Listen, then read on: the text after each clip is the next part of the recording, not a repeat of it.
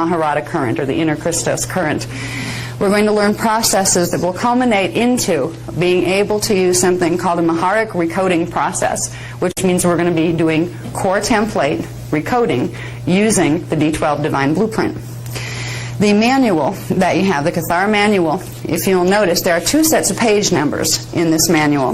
The first run along the bottom of the pages, and the second are only on some pages that are up. Okay, if you don't have them here, they say you're getting them tomorrow, you'll notice in these manuals, I'll explain what it is now anyway, there are 2 sets of page numbers. This is because this is not only a course where you're going to learn about this, it's also a teacher's course, which means this book will enable you to do what I'm doing right now, which is to teach a course in Kathara healing.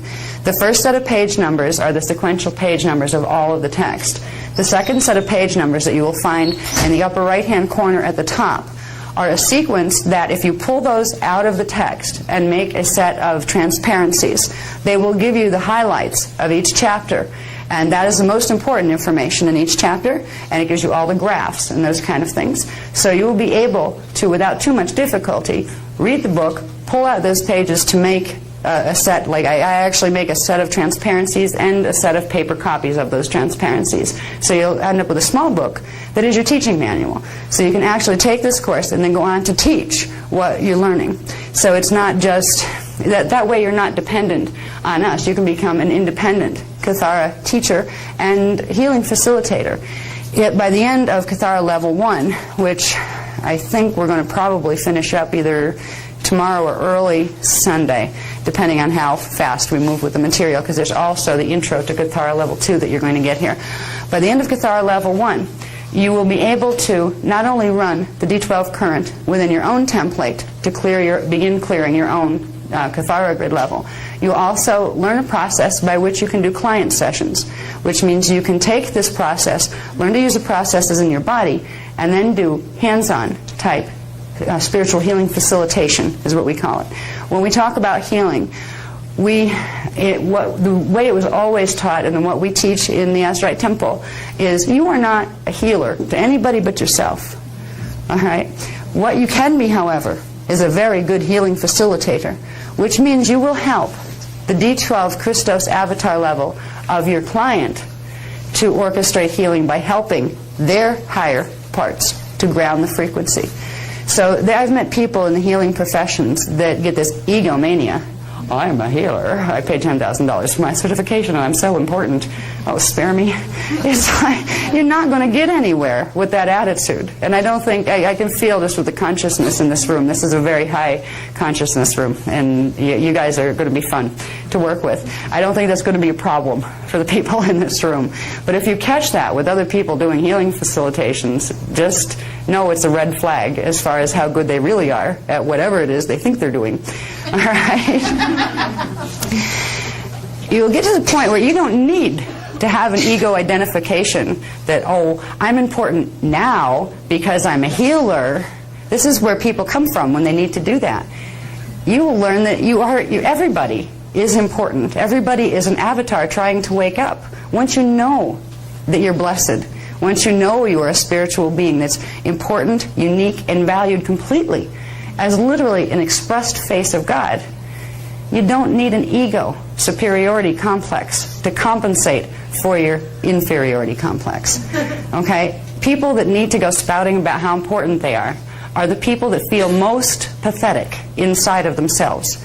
They really feel that they are worthless and worth nothing. So they create a personality construct to counteract that, where they go overboard with self-inflated importance in order to make their inner self feel better, so they feel like they have a purpose and a meaning. You'll run into people in all walks of life like that. And one of the saddest ones are the ones that are in the spiritual professions and within the healing professions. Because what they are doing is misunderstanding the whole process, which means they can't use it very well. So we're going to learn things as we go along about the attitudes that go along with healing facilitation, where you'll be more proud of yourself being a healing facilitator than you ever would if you call yourself a healer. You will be a healer of yourself, And the part of yourself that you're going to use is your own D12 consciousness. When you run D12 current through your body, what you are doing is beginning the process of bringing your avatar consciousness and its frequency into your body. It'll take a while before your identity will start to change. You will start to really begin to know yourself as an avatar. What that means is you first of all give yourself permission to not be afraid of your own greatness. Some of us go overboard on the humility aspect, where, oh, I'm just a pathetic, lowly little being, and I'm just humble in service to God, and I'm a martyr, and that kind of stuff. That's as bad as the other. Both of them are missing the point that you are a blessed being, you are an avatar. As you grow to become an avatar and begin to healing facilitate like an avatar would, you will start to love yourself. And that is allowed.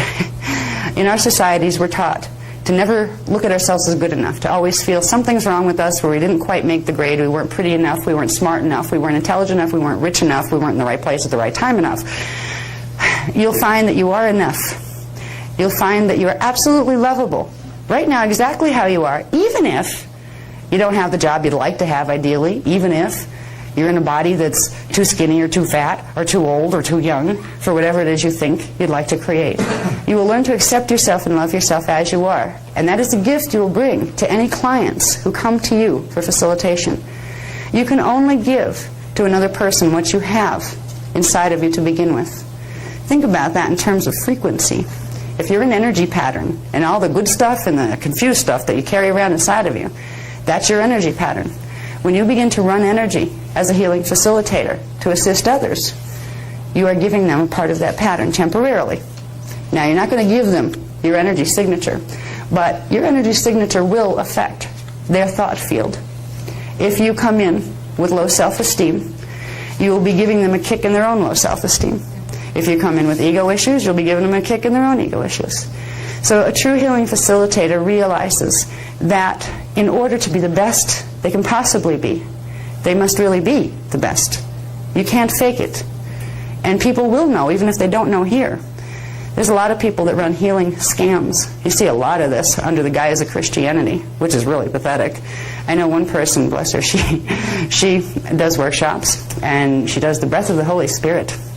And she goes up and calls a person out of the audience. Of course, she talked to them before and paid them a little on the side. And she does her incantation thing, and then goes, and blows on their forehead. And they fall down, right? And they kind of like, bounce around on the floor for a while, and then they get up and, oh, I'm cured. My leg is fixed, or my head is fixed, or I know I don't have my cancer anymore. And this person runs this, and there's people that pay her huge amounts of money to go to her workshops. And I went to one just to see, because she happened to be giving one at the same time I was. And I sat in there, and I'm watching this lady. I'm watching her biofields, which is something you'll learn to do. You'll learn to switch to D4 vision and say, okay, what are they really doing? What are they really running? She couldn't run anything more than three-dimensional current. She was just faking. This isn't what you want to be. And none of you, I think I could feel, there's a vibe, none of you would want to be that. You'd be ashamed of yourself if you were. So you would never let yourself do that. But there are people out there. There might be people you know. There might be people that have done healing work on you because you thought that they could help you with something. They may have brought to you things into your energy fields that you didn't want, that you didn't know they brought. Some of them won't even know that they brought those things into your field. When you work with the Kathara healing program, as we're going to work, you're going to learn what it means to have integrity as a healing facilitator. If a person doesn't know dimensional structure, they're not going to know what currents they're running. If they're not knowing what currents they're running, they're not going to know what they're doing in energy. So they assign it to somebody up there that will help them. Maybe it's God, maybe it's the Holy Spirit, maybe it's Archangel Gabriel. Maybe it's one of those ET things. You never know, because people don't know where the energy is coming from when they're doing healing facilitation unless they've had exposure to primal structure teachings. You will know what primal order is. It will put you in a category of healing facilitators.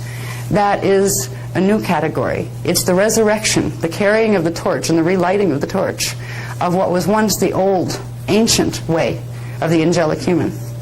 You'll be like a first generation of the torchbearers coming back again, resetting the pattern of integrity in the healing practice. Now, it's going to be a journey for everyone. If you get lost tonight, which I don't think you will, but just in case, because I'm going to probably I'll go at a moderate rate. If I go at a really fast rate, I'll lose everybody, including myself.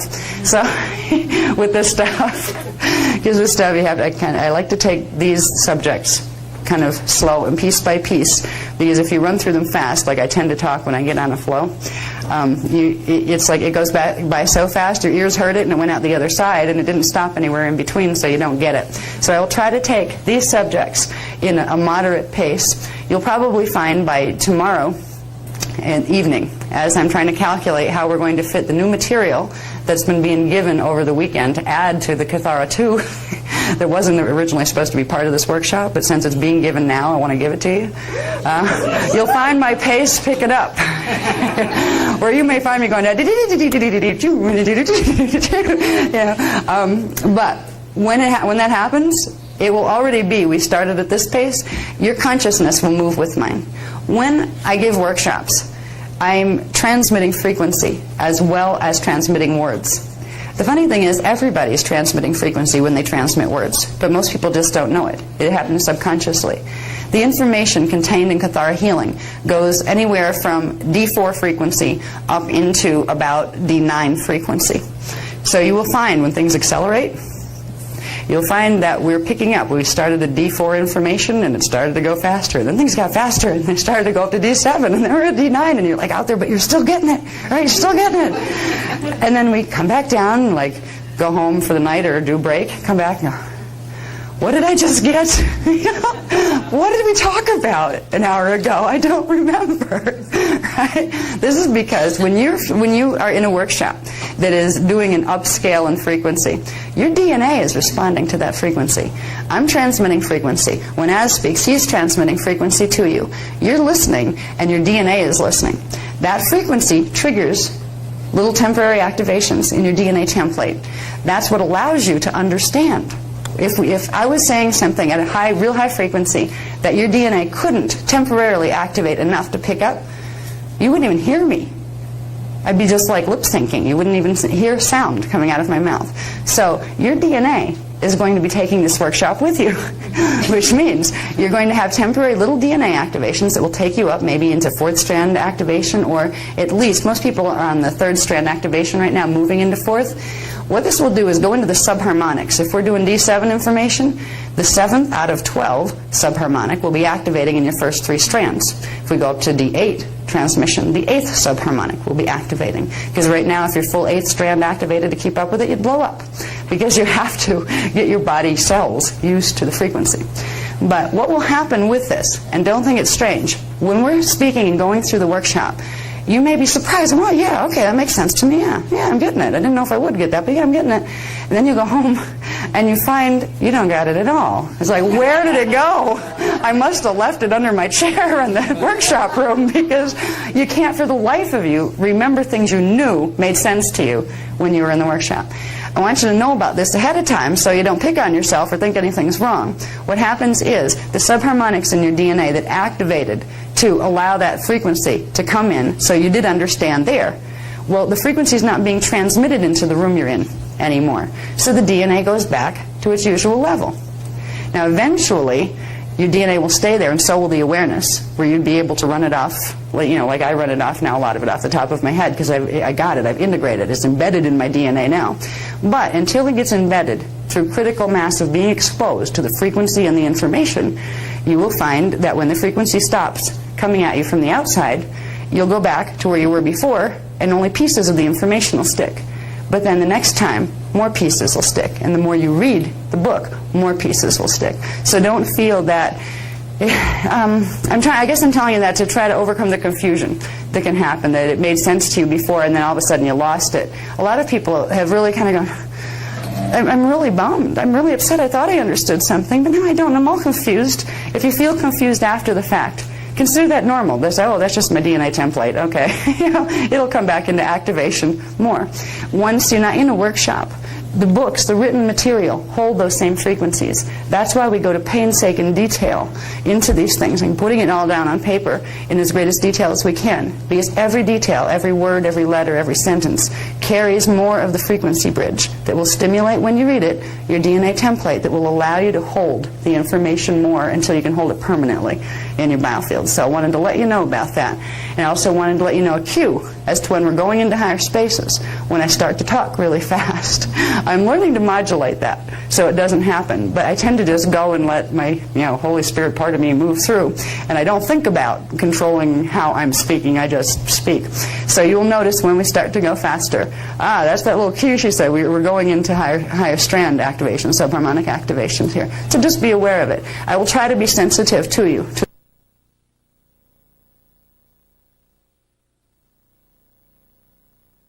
Now, we're going to get into subject matter, and I'm going to purposely slow down just a bit.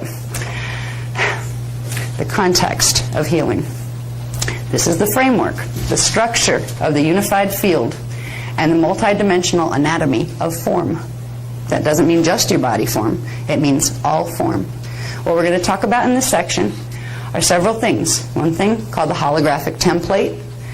Another, the structure of dimensions. Something called Partakai phasing, which I have to move really slowly with words through that. And I read it right off the text, because if I don't, I will lose all of us. Then matter density. These are the key things that make the bridge in your mind, so you can understand how things go from being in a non-manifest state to how they literally, rationally, there's a real process here by which they come into a densified state. So you'll learn that. And again, these were in the Bible. I'd like to send a copy to the Pope and say, would you mind teaching this? Yeah, right. This one. Universal and planetary Kathara grids. The 12-tree Kathara centers and lines, scalar shields, crystal seals, and diotic points. Now, these are the primary pieces of universal anatomy that translate absolutely directly into your personal anatomy as well. The universe has them, the galaxies have these anatomy parts, the planets and stars have those parts, and so does your body and the body of anything else in manifest form. So in this section, we're going to explore these things on the universal level, so we understand the context. This applies to the macrocosm and the microcosm. We get into the universal and internal Templar complexes, which Templar refers to the temple pillar, the temple of spirit, and the pillar of primal life force current, or spirit or God that moves through you and creates the vehicle of the three-dimensional manifestation, Templar. Templar applies to your personal inner Templar, and it applies to the planetary Templar, galactic, universal Templar. So Templar mechanics are what we're learning here. These will go into eventually, by the end of this course, what's called Merkaba mechanics. But this is Merkaba like you've never had it taught. There's a couple other Merkaba teachers out there, and, well, let's just say there are little Merkaba vehicles and there are big ones. We're going to teach you about the big ones, because they direct the little ones. We'll teach you what Merkaba really is, because that word gets bounced around all over the place in the New Age movement, and I've had a few people say, okay, I've done this, I've been doing Merkaba exercises from so-and-so for like 3 years now. What is Merkaba really? They've been doing the exercises, but nobody taught them exactly what it is. Merkaba is a word that people have been using in the New Age movement falsely to say, oh, it's just a vehicle of light and sound that ascended masters can use to move from one dimension to another, as if only ascended masters have Merkaba vehicles. They fail to tell you that Merkaba fields and Merkaba vehicles are an intrinsic part of all matter structures. They're in your DNA as well as surrounding your body. So what we're going to learn here is going to take us by the end of this course to where we understand what Merkaba really is and how to use it. Because Merkaba mechanics, Merkaba healing is one of the most powerful forms of healing when it's based on Kathara healing. Now, Kathara implies using the divine blueprint, the D12 divine blueprint, and the currents associated with it. When you combine that with true knowledge of Merkaba, you come out with some very, very powerful healing technologies. We won't talk about Merkaba much here, but we will by the end of this course. what we'll probably, I'm going to try to get you from here to here, which is basically in the textbook from page like 1 to 47 on the lower numbers. We'll see. Yeah. If I have to break early, depending on how much I get into these, and I try to feel out how much I need to talk on each one, depending on the feel of the room. I can feel if people are getting lost and confused. It's like a tension feeling that goes like a wave that comes up to me and goes, help. Yeah. So if I feel that, and I can feel like blank spots, like, you know, you have like, everybody's here like little lights lighted up, and you get to a point where you're going out of their space, where you're confusing people, and they start to go off like light bulbs. Uh-oh, losing them. So if I have to go slowly, and it's going to be for the average, you know, frequency that's coming from the room, so everybody has a chance. You know, the ones that could get it really fast and the ones that'll take a while, you're all equal, you're all avatars trying to wake up. All right? You're all loved and blessed, and you're the same, you know, you may be at a different level of understanding at the moment, but you're all at the same level of pure and perfect potential as avatars. So that will be respected, and we will find the average mean to try to serve both. Okay, if I have to break, I would probably break here, because this is the tough part, getting this across. And if I can get this across, this stuff comes in pretty easy. Now, there's a level of detail in the manual that when you get your manuals, you'll find the level of detail is painstaking on some of it. Where it not only teaches you about a Kathara grid, but it goes into like all these minute little pieces of it, things that I still have to go back to, because they're things that we won't use directly here, but it helps to know that they exist. I'm not going to take, you know, 20 minutes to cover these things. I'll let you know. I'll say like, okay, this is part of this, this is part of this. We're going to use this, just so you know that's there. But that stuff, if you want to learn more about it, it'll be in your text. But as far as the important things that are going to get you by tomorrow to be able to begin the hands-on process, because probably somewhere around tomorrow afternoon, I think, we will be ready to begin the hands-on process where we're not just learning about the structure. We start to run frequency in our bodies. We start to do technique. And that's the body of the course. It helps a lot to understand what you're doing when you do technique. So you don't just think, oh, it's another meditation to run frequency. You know, I've got millions of those out there in the New Age movement. You'll know exactly what these techniques are for. So when you do them, you'll do them with conviction, because you'll know you're doing something important within your body systems.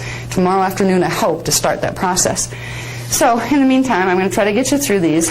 Chapter 1, which is the context, ends with something called the transduction sequence and holographic reality construction. Creation mechanics is another way to phrase that. This is a very, very introductory, really it's a chart that shows you the process by which units of consciousness form progressively through various stages and structures of primal order into what we call the manifest hologram of reality. Now, we will just touch on that as we move through the end of Chapter 1. When we get to Chapter 2, that's when the fun starts, when we start to find out where our Kathara grids are located, and where these energy centers are in our body, and how they all interact with each other. So we get some functional control and understanding over our own body vehicles. The new information that I'd mentioned a little bit before, that isn't part of the Kathara manual yet. It's literally, well, they were giving it to me all day. Actually, I was getting it all day in transmission. It's going to be added to the intro to Kathara 2 that's already in the manual.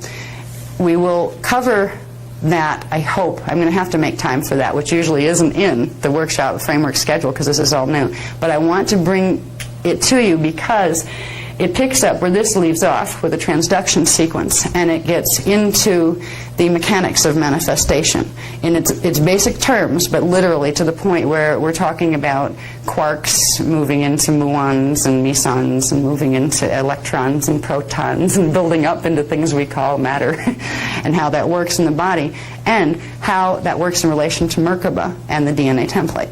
So when we touch on this, just remember, there's more to come on that stuff at the end.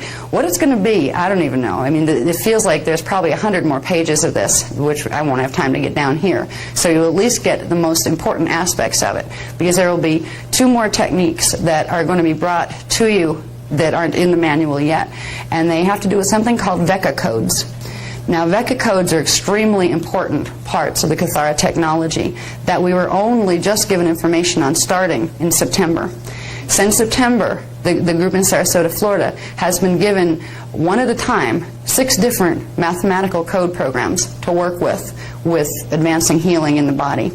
And there's not been any text given. We've been given the symbols and a basic explanation of how to use them and what they're for, knowing they're important, but realizing there's a whole tome of information about why these are important. We're beginning to get that tome of information. We're beginning to get an understanding of the Vecca codes, how they apply to Merkaba, how that applies to Kathara, and how we can begin to use it.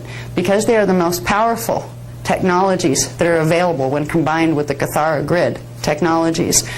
They're using them in Florida now. So I didn't want to come up here and not be able to give them to you. But instead of just giving you how to use the exercises, we're also getting the whole, what they mean and what it's all about. So that's what's at the end. That I'm going to, I'm making room to put into the book. And as long as Kinko's or Staples cooperates, and I get this in written form fast enough to get it printed and everything, you'll have the printed matter as well. But you will be learning Vecca code techniques as well as the end of Kathara too. So you didn't end up with people down in the States using Vecca codes and you've never heard of them. I wanted to keep you up to speed. So what I'm saying is you're going to learn more in this Kathara class than the first Kathara class was learned when Kathara first came out. Okay, we can go to the next one, please. I wasn't minded to bring 20, yeah, I know it's a relief. I wasn't minded to bring 20 cents to the Vecca code class. Yeah, 20? Yeah. Okay. I don't know why, but I brought. Good, I'll talk about it, when we get into those. Okay. There we go. Now this is the part I will read to you and then explain what that meant. Okay. It's a little, can we twist that just a little left? Thank you. Yeah. Just over that way. Yeah. Just so the type is straight. Yeah, I can read better if the type is straight. Okay. Now, I think the easiest way to do this, and this is how I've always done it when I've taught these parts, and I'll recommend it to anybody who's planning to teach this. If you're going to, at some point, decide, okay, I'm going to go teach a Kathara workshop, these are put this way, where you can see the big letters, the big paragraphs up there, so you can read it to people and then fill in and describe more of it, because it helps orient your brain as to the small detail, and it also helps to get people oriented. Plus, what you started talking about, they can go back and look at in their own text if they get lost somewhere in the process. So I will start by reading it, and then I will fill in more of what that means. All right. Now, so the holographic template, that is the template upon which the hologram of matter is manifest. You're part of the hologram of matter, and so is everything else that you perceive. What's very interesting is it's all stationary. Space and time don't actually move. Time doesn't move forward. It actually just all sits in the same place, but it appears to move because of the interaction of energy through the fixed templates of matter. Now, external reality is a holographic projection. Perception of solidity and externalization are determined by the oscillation rates, movement rates. We have vibration and oscillation of waves. By the oscillation rates between dimensionalized units of consciousness. Dimensionalized units of consciousness that are called partikai, particay, and particum. These are particles that science doesn't know are there yet. They're actually pre-particles. They're things that happen before what we call particles happen. I've met one physicist that is dealing with some underground collective of physicists in the States, and they just gave me the creeps because of the, let's say, secrecy that they're playing with. Were aware of particum. They are that word. They were aware of it. I thought it was a word that was just given with these texts. They're doing some kind of research that has to do with trying to figure out how to do time travel that has to do with particum units. What they didn't know was that particay and partikai go with them, which is kind of interesting. So these are not imaginary particles that we just made up words for. They are actual units of consciousness that exist as the first foundation building blocks that all the other structures that build up to matter are composed of. All right. Dimensionalized units of consciousness form frequency bands. Bands of frequency, like the frequency that carries your radio waves or your TV waves. So, dimensionalized units of consciousness, partikai, particay, and particum, create frequency bands that exist in specific relationship to each other. So there is a specific order and relationship to frequency bands within universal order. We perceive as solid the frequency bands that exist one full dimensional band below the frequencies within which the consciousness is stationed. That means what we're perceiving here as physically solid, if we are at strand 3 DNA template activation, our consciousness is stationed in D3. That means what we're seeing as solid is the unified field and the shapes of energy that are in it that are in D2, dimension 2. This is very interesting because if you want to see what's in dimension 5, it implies you have to go to dimension 6 consciousness, which implies you have to go to 6th DNA strand template activation. So you can process in your body 6th dimensional frequency. So this is the beginning of understanding what consciousness is doing when it perceives, as well as understanding the greater framework that we all exist within to be in a manifest hologram. Okay. Dimensionalization, the process of energy being broken down into dimensions, creates the structure through which consciousness can perceive the hologram of externalization. That means that if consciousness, if Source, if God, didn't create a structure of taking parts of its consciousness and breaking them down and moving them in relationship to each other, creating dimensionalization, if that dimensional structure wasn't created, three-dimensional hologram would not be seen. We would not have the opportunity to perceive externalization, which implies that the real condition of reality is not manifest. It is pure cognition, beyond form.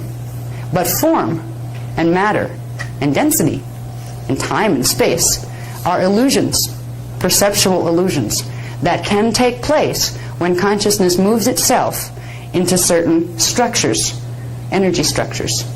Dimensions allow us to perceive a hologram that's very, very solid when you're focused in it, until you learn to play with it, then it becomes less and less solid and you realize you're sitting in the middle of a thought form. That gets fun. That takes a while. It's usually about 4.5 strand activation before you can sit in a room and it comes on you, kind of like a breeze, where you start to, did I catch that? Did the walls actually do this for a second? Yes, they did. You're starting to see through the frequency bands that are making up the solid form because your consciousness is jumping up to another level. So you're starting to see that the matter forms are not as solid as they appear when you're fully stationed here. So there's a lot of things that we have to look forward to. Some things that will make our hair stand on end as we're going through. Ah, it disappeared. Yes, it did. It came back. Thank goodness. You know, I mean, it can be like the road in front of you when you're driving. You know, which can get real scary. You know? But as long as you know that your avatar consciousness is with you when these things are happening, even if you don't know what to do with it, your avatar does, and you'll be okay. You're being trained, and your consciousness is being stretched. Your perceptions are being stretched through your DNA activating if you start to get weird effects like that. Weird effects are part of the norm when we're expanding our consciousness into multidimensional consciousness, back into our avatar selves. Okay. Now, the human body is a hologram. God, I'm so glad to know that. And that means like it's not really as stuck as it seems. Okay, it is a hologram built upon a holographic template of units of consciousness, which are part I, part K, and part M, that are structured into scalar standing wave grids. Scalar standing wave grids. A scalar grid is like a mathematical fixed grid of energy points. You could make a scalar of a map, let's say, by putting a light for each little point on a map. And every little location on that map is a very specific coordinate. It's a coordinate point. It's a scalar. Now, in relation to dimensions, in relation to consciousness and units of consciousness, scalar wave grid means there is, let's say, a template that's made of standing waves of light and sound. A standing wave is a columnar wave. So it's like a column of light when it's turned on. That's in a fixed position. The position is fixed by a vibration. Okay? When the vibration undergoes a certain change, it becomes an oscillation, which is different than a vibration. We'll get into that in a minute. When the vibration goes into oscillation, the unit of particle, unit of sound, turns on and becomes a unit of light. When we're talking about scalar standing wave grids, we're talking about a grid. You could look at it as a field of light bulbs that, when they are in their vibrational state, are turned off, like the switch is off. And when they are in their oscillating state, which is the state when the matter hologram flashes on, the switch is thrown, the light bulbs come on. Now, if you ever saw the old marquees that they used to have for theaters and things like that, where you'd have the series of lights, where you'd have light bulbs, and they were all in a fixed position, but they were triggered on a sequence where one would turn on, and then the next one would turn on, and that one would turn off, and they would move in a certain sequence that would make it look as if the light was moving, like a circle of light around the billboard or the marquee that they were trying to highlight. The light bulbs didn't move. They just appeared as if they were moving. What happens in the scalar standing grids that the hologram is built upon? The hologram isn't moving. The lights are shutting off and on in sequence.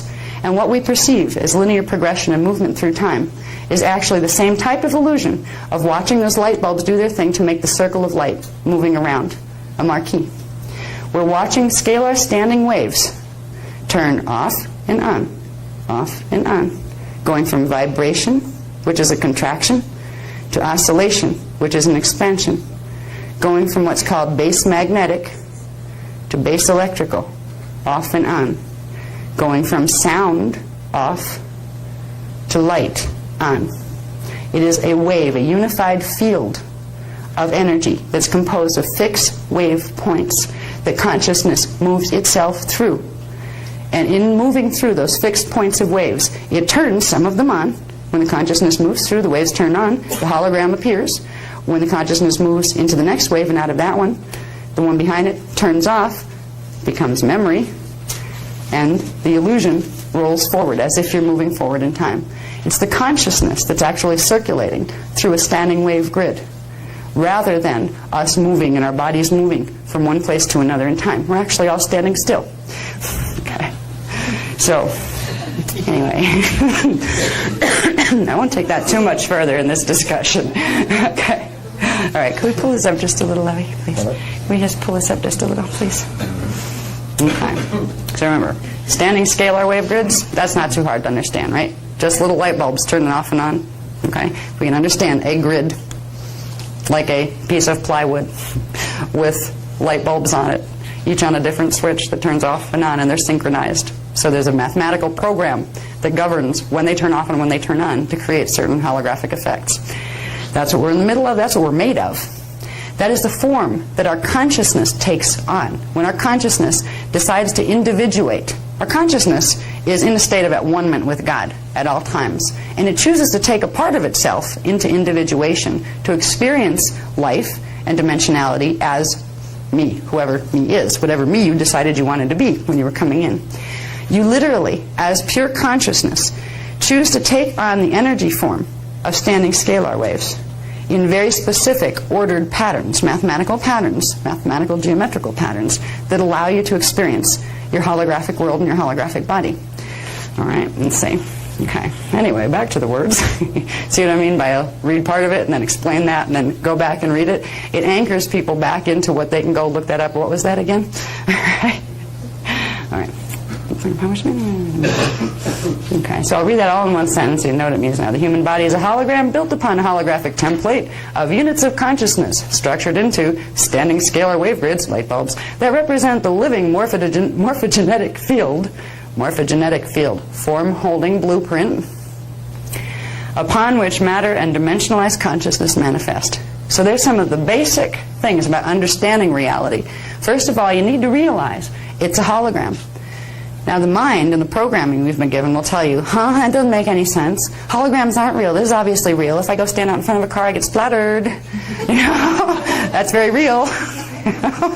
Yes, it is. Unless you know how to modulate your DNA very quickly and effectively, if you go out and stand in a car in your physical body, unless you blink your physical body out of there and get it out of the same light bulb program that the car is in, you will get flattened. The trick in that situation, and a lot of others, would be to get your body running on a different sequence of light bulbs turning off and on than the car is in, which means you would move from the dimensional time field that you're in into another one in order to avoid the car hitting you. This gives you a clue as to what it means to time travel, what it means to appear and disappear, what it means to activate DNA to a level where you're no longer trapped in a mortal body. It has to do with understanding light bulbs. They're a very good analogy, because if you can remember something that comes easy, that you've known since you were little, and apply that to a big concept, where the big concept is made easy enough through the analogy, it'll stick better in your mind. If you can think of scalar waves as a light bulb grid that turn, with light bulbs turning off and on, that'll help you understand the next part that we're going to get into, which is called flash line sequences. Okay, can we go to the next one, please? Yeah. Okay, now, to understand flash line sequences, we need to understand the light bulb concept. To understand the light bulb concept in a way that we go beyond thinking just light bulbs and glass things around them and little strands of metal inside of them and physical technologies, it will help a little bit to understand what those standing scalar waves, what those light bulbs are made out of, which are the units of part chi, part k, and part cum. This chart, and it's really all summarized very well on this chart. You don't have to be a physicist and know a billion different particle names to understand the foundation units that are most important, because all the other structures are built on them. We have units of consciousness, morphogenetic fields, and scalar grids. The units of consciousness, part chi, part k, part cum, they group to form morphogenetic fields, which are scalar grids.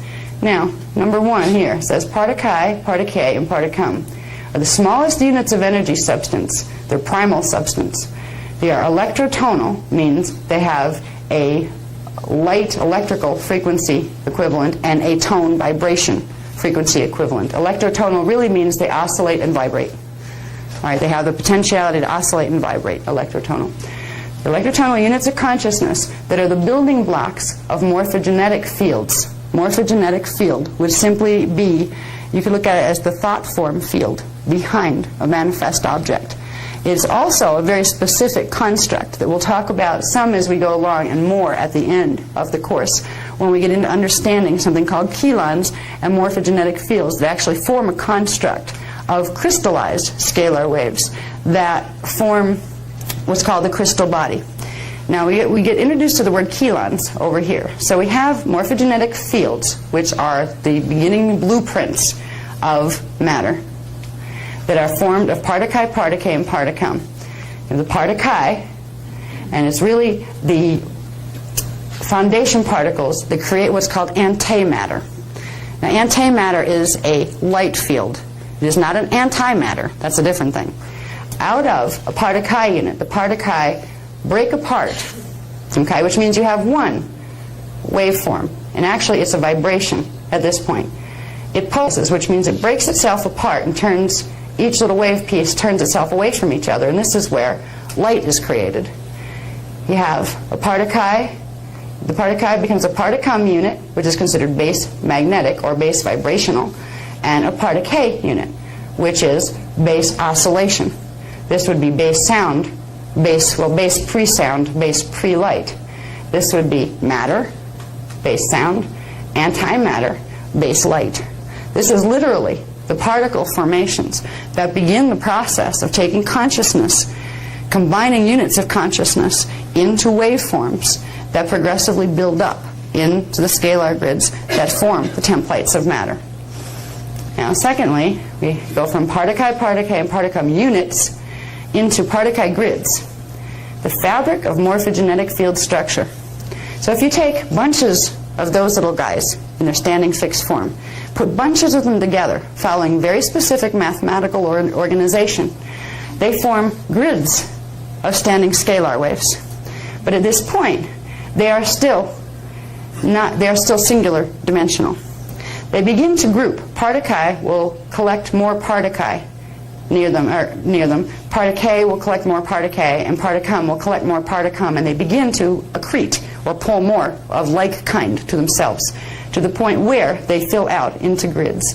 Now, these grids are actually preset, and the stages that we talk about, it goes from this to this to this, they're actually stages that all exist at once. They're just different points of phases of development, just like it applies to you as well. Who you are right now, at age whatever you are right now, you are one, let's say, flashed on light bulb.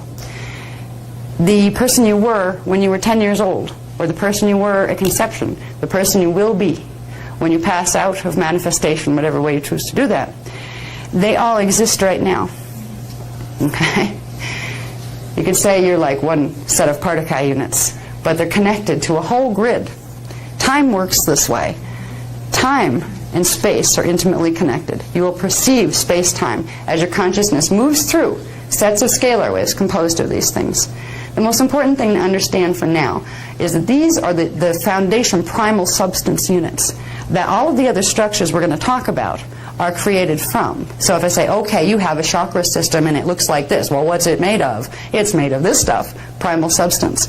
There are several phases of primal substance where it moves from being Partakai units, singular standing waves, into groups of standing waves that draw toward each other. They become Partakai grids. They draw more of these units of consciousness from source. Now you have to remember, this is all coming from source energy, okay? God, source, whatever you want to call that, primal force of intelligence that always exists. Send streams of consciousness into this framework, and those streams of consciousness first take on these forms, and those forms fill out to make the standing scalar wave grids. These grids then accrete more of that consciousness coming in from source and keeps organizing it along the mathematical pattern, going from units or wave patterns into combinations of wave patterns into three-dimensional wave patterns. Now here's a word that's really important as we begin to enter the realm of high science. High science isn't what's practiced here on the planet right now, so you don't have to worry about dealing with the science here at the moment. Kilans. The word kilans refers to these grids that pull in more of the consciousness of source and begin to organize it in three-dimensional sets, where you would have one group of scalar waves, say, going on this rhythm, another group going on this rhythm, and another group going on this rhythm, where you have three different rhythms of scalar waves turning on and off, of Partakai units phasing. Now in a minute we're going to talk about Partakai phasing. What the concept of Partakai phasing means. They phase. They pass from Partakai units and then they break apart into their next phase to become Partakai and Partakam, which goes from antimatter to make antimatter and matter, and then they phase back and go back into their original Partakai antimatter unit. So phasing is really the turning on and off of the light bulbs. When the light bulb is off, it's in Partakai state. When the light bulbs turn on, they go into Partakam and Partakai, matter and antimatter states. So the hologram flashes on here, flashes off there. This is the oscillation state, that's the vibration state.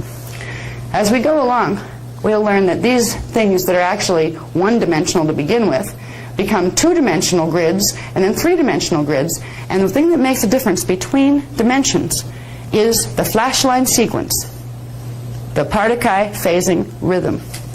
If they all went on the same rhythm, which means all the light bulbs flashed on at once and then flashed off at once, you'd have a one-dimensional reality field.